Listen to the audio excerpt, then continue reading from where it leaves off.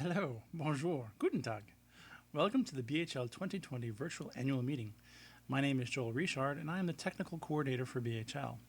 I'm recording live from my home office in Washington, D.C. Well, I'm live now, but for you, it's recorded. I'm here to present the BHL 2020 technical priorities, so let's get to it.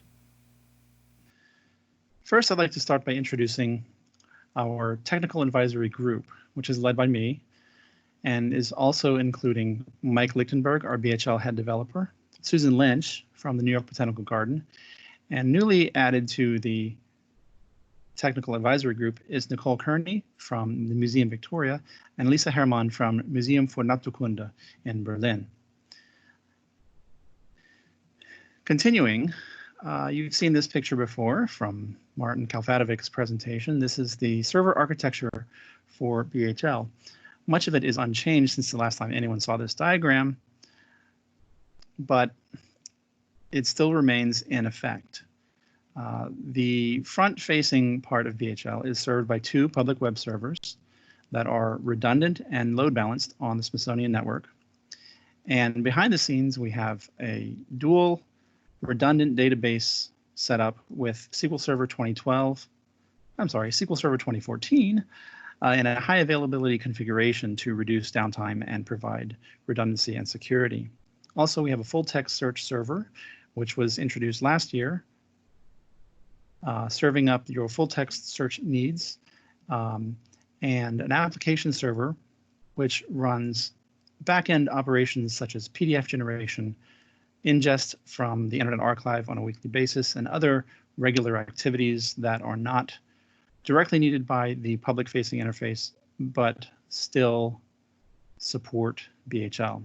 Additionally, we have the OCR files and a dark archive of all of the BHL content on an Isilon NAS stored here at the Smithsonian for backup purposes and future use by BHL.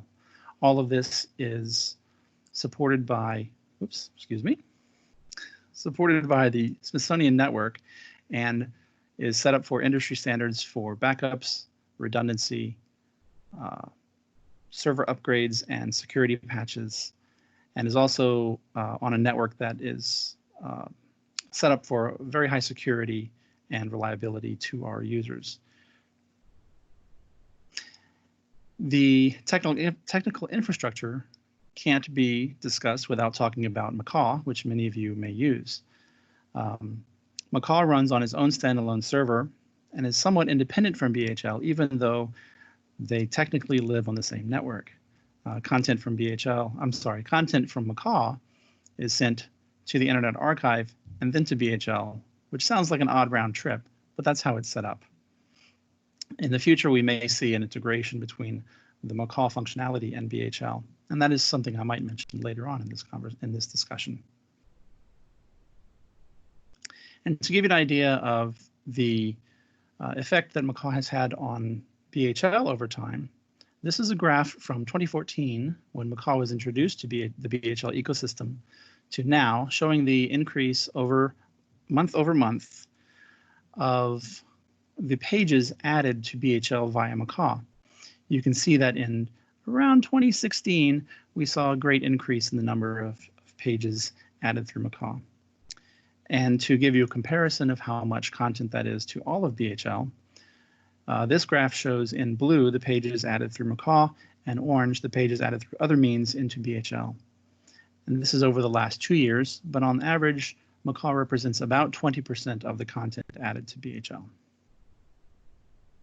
And before I get into the 2020 technical priorities, I'd first like to recap 2019 and the things that we did and accomplished last year. As many of you have heard, we did receive recommendations from Index Data on updates to our data model. These are still under review, and I will discuss this again later in this presentation. We also saw the release of an alpha version, that is the very first version of a IIIF book reader on the BHL beta site. This was a proof of concept to see if we can use the IIIF delivery mechanism provided by the Internet Archive to display books in a new way on BHL. Again, I will have a demonstration of this later in the presentation. We also saw an alpha version of the segment metadata collection in Macaw, which was then shared with a few partners to review and critique and offer substantial criticism in a positive light to what might be effective for collecting segment metadata in Macaw. Again, I will mention this later in this presentation. We also saw key improvements to the administrative dashboard for Macaw. This includes some tools for resolving duplicate authors. We added the select mark notes fields to the full text search index in BHL. And that is, you can search those fields either in the general search for BHL, or you can use the advanced search to find to search those notes fields. We also saw the addition of a batch segment upload, which was sort of a predecessor to collecting segments in Macaw. They will work in conjunction with each other. We also saw a feature to upload transcriptions to the admin dashboard to either correct OCR or to add true transcriptions to BHL. We also saw many small improvements, most of which are documented in the Gemini ticketing system.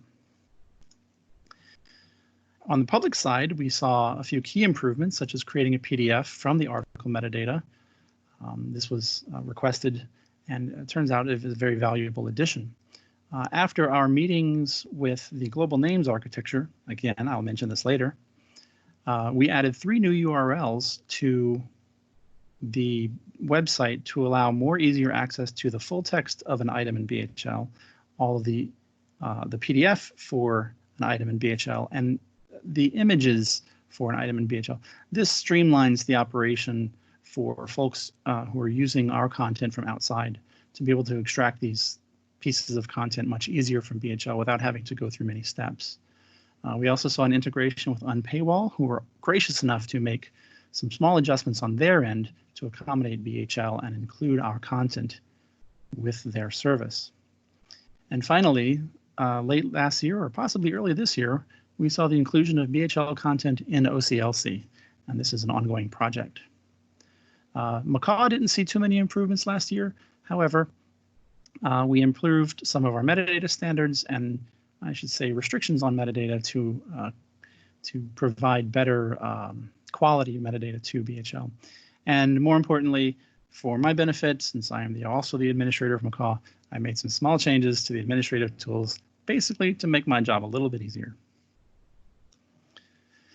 And finally, just to prove that we don't always live behind the scenes and behind the monitors that we work on, we had a few in-person activities last year, mostly attendance at and participation at the Global Names Workshop in Illinois, where we worked with a number of organizations and enthusiastic folks to take a deep dive into the OCR of BHL and how it might be reused, analyzed, and further the content that we can extract from the OCR. Additionally, Mike and I attended the Samvera Connect conference at Washington University in St. Louis. Samvera is an online digital repository, and we were there presenting BHL as a possible implementer of Samvera, and also to do a little bit of outreach and discuss how and whether or not BHL might be a suitable candidate for Samvera. Samvera would be used to deliver our digital objects, our digital books, and possibly more as time goes on. Moving on to the 2020 priorities. At the top of the list, we have documentation, which is, in the software world, always something that we have to work on. The purpose of this is to ensure that our knowledge and processes of BHL are captured in one place for both current developers and users, and also future team members to the tech team and users of BHL itself. This is always an ongoing project, and it's something that we needed to keep at the top of our list in order to ensure that the documentation is always in order and up to date. Additionally, we are looking to work with Pensoft publishers who are very eager to work with us to provide 40 titles of theirs to add to BHL. In doing so, in discussions with them late last year, we found there may be potential structural changes to how we store content in BHL. and whether or not they are able to provide certain kinds of content to streamline this.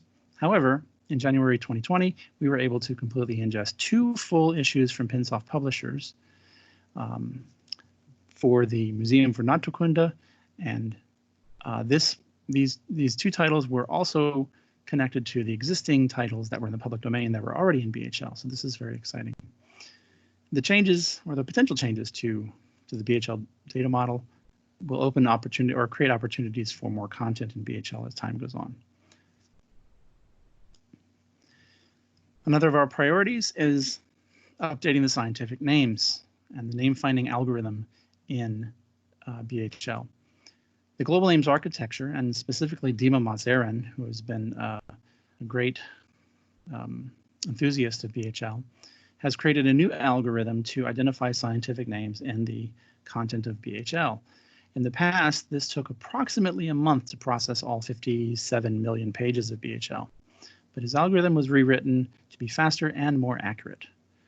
We reprocessed all of the existing content in BHL back in, let's say, October of 2019, and asked key users of BHL to review and offer feedback on how well the name finding algorithm works.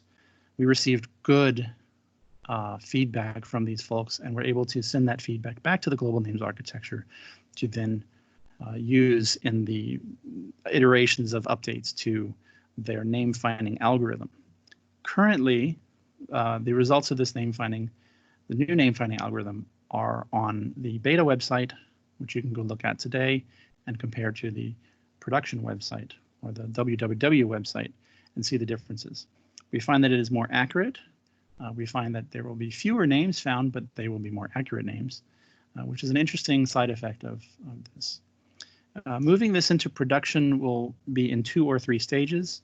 The first will be to update the weekly ingest of content from the Internet Archive to use the new name finding algorithm. And the second will then be to reprocess all of the existing content in BHL. We're very close to implementing this. However, in recent weeks, we've discovered or identified a few pieces that we need to have in place before we can turn this on. Another priority for 2020 is addressing DOIs and ARCs in BHL. The DOI project is being led by Nicole Kearney and Museum Victoria. This covers whether or not we should or can create cross-ref DOIs for content in BHL. How do we leverage existing DOIs to BHL content and more? This project is still in the planning phase, but we hope to see something from it this year. Additionally, we are investigating ARCs, which is a different kind of identifier, but can be used to identify pages, items, and other things in BHL. And possibly, we could use it for identifying scientific names or providing permanent URLs to scientific names in BHL. If you haven't heard of ARCs, here's a very brief primer. An archival resource key, that's what we're talking about. It is a URI that can be used to identify any type of thing on the internet. The scheme for an ARC is broken out into a number of parts. We start with the ARC and a colon, followed by a number assigned by the name assigning authority. This number identifies an organization. So let's pretend like 12655 is a BHL, and BP2, P282, and so on is the name of something at BHL. The resolver for an ARC will take the 12655 number and the name and decide that this belongs to BHL and send the browser to BHL to further resolve the URI.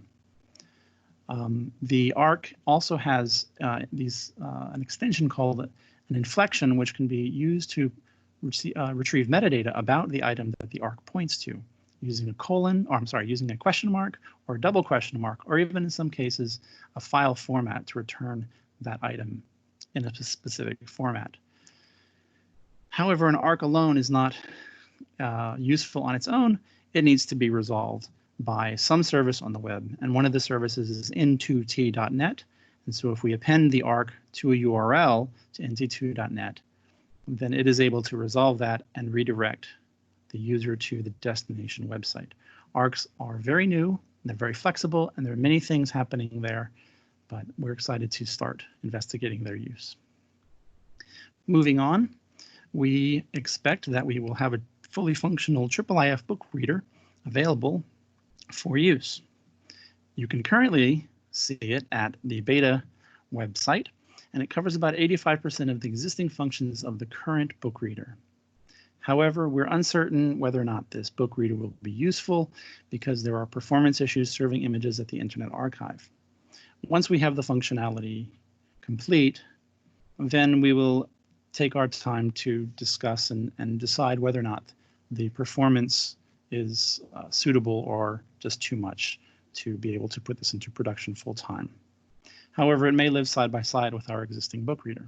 Other benefits to IIIF is opening the door to a new storage model for storing our digital objects, integration with other systems, and possible new future projects. Again, this remains to be seen, but we're excited to see this in BHL. And to give you a little preview, here's what the IIIF book reader looks like. And at the risk of my reputation, I will attempt to do a live demo of it. As we see, the pages load a little bit slowly, but we have a one-page spread, we have a two-page spread.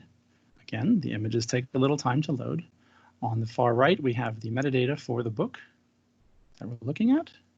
We can page through. We can search within the book, which is the same search that you use today on the current book reader. You can see the full text of the page. You can see an index of pages. And again, this is the slowness of the images loading in. So they're not loading in. We have the scientific names that appear on the page, same as you see today. And we're back to the metadata of the book. Additionally, we have a downloads link for the same downloads that you're used to, possibly plus a few more. This reader also works in full screen, or maybe not. Again, it's still under development, and is also very mobile friendly. We have additional tools that are standard from our IIIF. We can zoom in, we can zoom out, and so on. Moving on. Oops.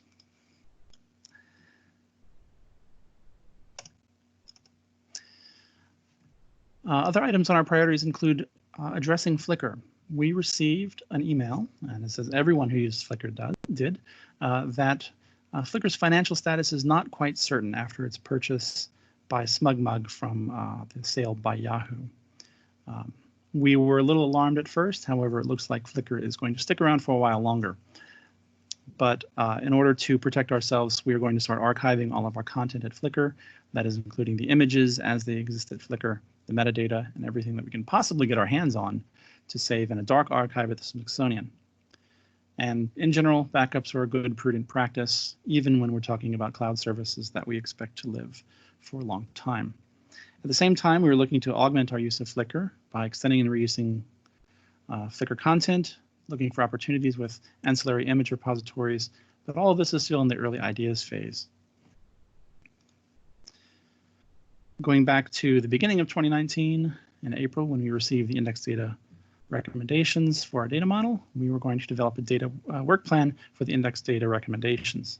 This will be centered around selecting which recommendations to implement, planning the goals and milestones for implementing these, and then develop the specifications, steps for implementation, documentation, testing, and communication plan to get these recommendations into BHL.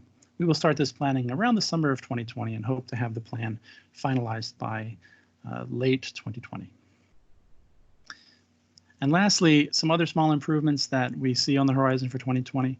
And these come out of requests from users or long-standing requests and work that we've been doing. First is the KBART format for BHL content. KBART is a format for bibliographic data provided by or identified and described by NISO, the National Information Standards Organization. And we have implemented that now on BHL. However, we have not announced it because we're still testing it with OCLC and waiting for a response from NISO on whether or not our file format meets their standards. Secondly, as I mentioned earlier, in 2019, we launched the import of transcribed content into BHL. We are going to augment this import to include a more generic format to allow any content to be, I should say, any text content to be updated in BHL in order to either correct OCR or provide transcriptions from systems that we didn't already support. Finally, the segment metadata collection in Macaw will be launched probably by June of 2020. This is currently in the final phase of review and testing, and we are having a positive feedback from those who are testing it. Other things may appear in 2020, we don't know. Again, they are driven by the need of our users and our user community, and we encourage you to offer suggestions for improvements, and we will do our best to take them into consideration. And that's all I have for the 2020 priorities. Thank you very much. If you would like to reach me, I can be reached at the email here, and enjoy the rest of our virtual annual meeting. Thank you.